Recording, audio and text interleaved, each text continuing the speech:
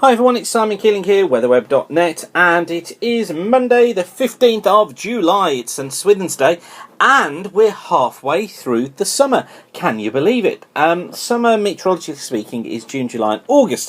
So the 15th of July puts us just about smack on halfway between in the middle of the month. So, yeah, here we are then, and it's not been too bad, has it? I suppose, really.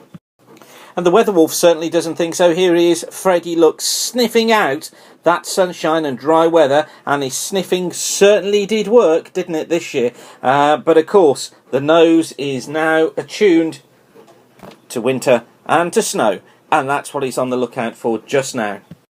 But I've told him we don't want to hear about snow just yet, Freds.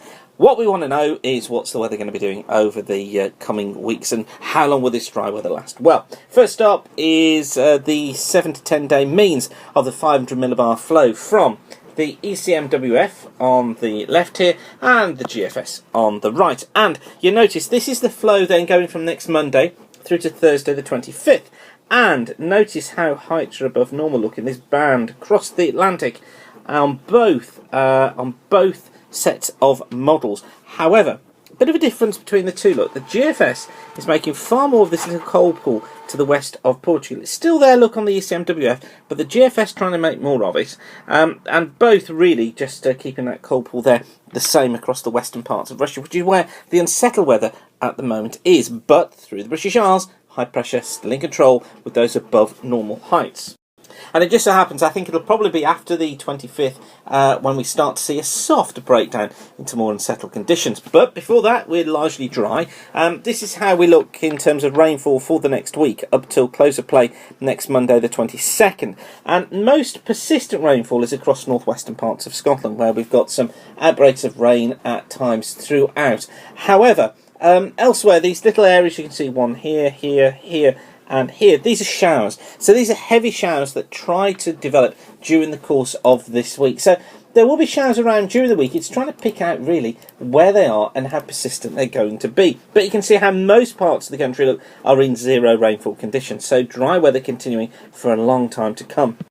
Now, I thought since we are halfway through the summer, it'd be nice just to compare last year with this year and look at the difference. Well, this is the chart for the first period of summer. So this was from the 1st of June through to the 15th of July in 2012. And this is the 500 millibar heights. Now, where these colours close together shows us where the jet stream is.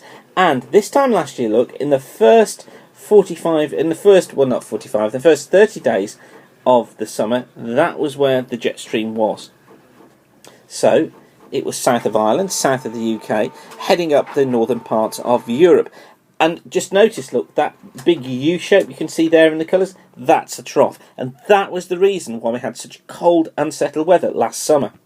Now compare that to this year. Look what's happened. The purple colours are much further north. The jet stream is actually in here. So the jet stream is much further north. Although admittedly, there is also hints of a branch of the jet stream just through here.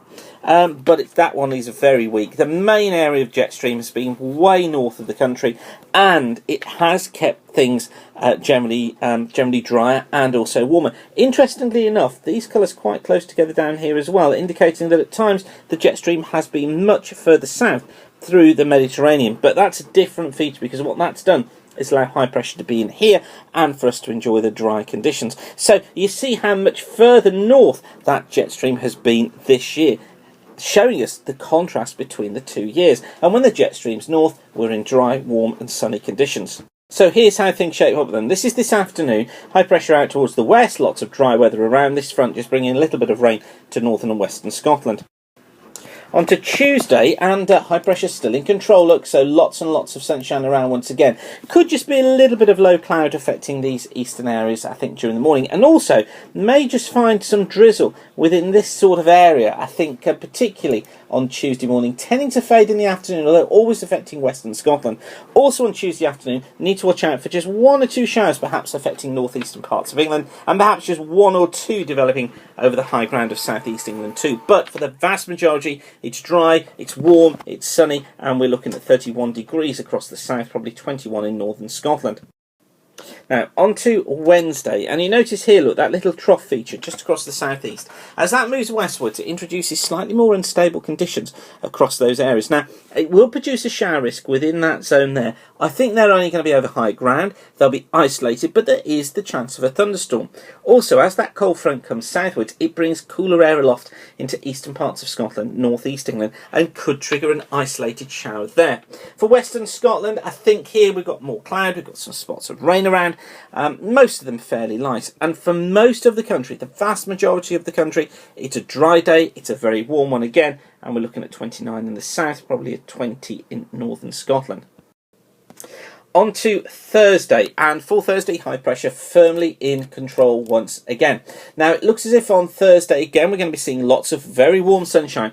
Could be up to a 31 in the south again, probably up to a 21 in northern Scotland, but that heat tending to trigger more showers. I think it's going to be across central Scotland, down into northern parts of the Pennines, across the Welsh Mountains, the Shropshire Hills, and probably the hills of southwest England are most at risk on Thursday. More of a northeasterly breeze, which will just cool things off, which means the showers can't get going so much in the east. It is those western areas tending to see them. Now, most of them will be isolated. Yes, they could be thundery if they occur. You'd be very unlucky to catch one. And most places are dry, warm, and very sunny once again. Now, into Friday, got some changes taking place because we get more of a breeze developing across southern parts of the country during the course of Friday. The shower risk is across the Welsh Mountains, I think the Pennines and probably the southern uplands of Scotland, so it's within that sort of zone there. Again, isolated, thundery showers developing in the afternoon, but for most, dry, warm and very sunny once again. Just need to watch for the risk of some low cloud drifting onto those eastern coasts. Tops about 27 in the far south of England, around 22 in northern Scotland, 26 for southern Scotland. On to Saturday, different look to the weather map you'll notice there on Saturday. That's indicating more of an easterly flow. Now, I think what that will do is bring a higher risk of some low cloud within this sort of area on Saturday morning. That's going to be burning back towards the coast, though, during the course of the morning and into the afternoon. And for most, it's dry, warm and sunny, with the best of the sunshine always out towards the west. I think there is a risk of a shower, though, affecting western Scotland, and potentially more heavier showers affecting western parts of Ireland. Those locally heavy and thundery. But for most, again, it's another fine, warm and sunny day. Quite breezy across the south, 27 in southern England, 27 for northwest England, I think a 26 in southern Scotland, 22 in northern Scotland, only about 17 on those eastern coasts. So quite a widespread range of temperatures through Saturday. But you see how the majority of the country is dry. It's just these isolated heavy showers that get going. And looking ahead, some hints from the ensemble and from the ECMWF and from other models too.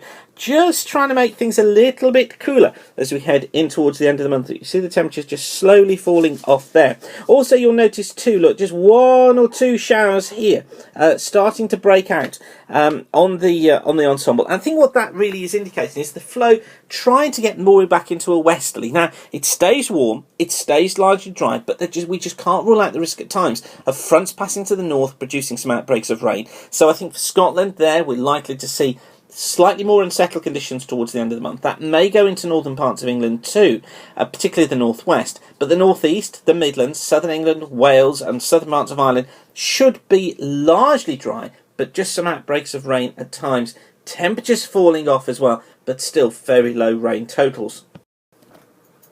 So for now, I'll leave you with that. Don't forget that the site's kept free of charge by the adverts you see around the screen, and by you coming back and using the site and using the adverts, it's that keeps us free of charge. So thank you for doing that. So whatever you're doing, have a great day and keep the sun shining. Bye for now.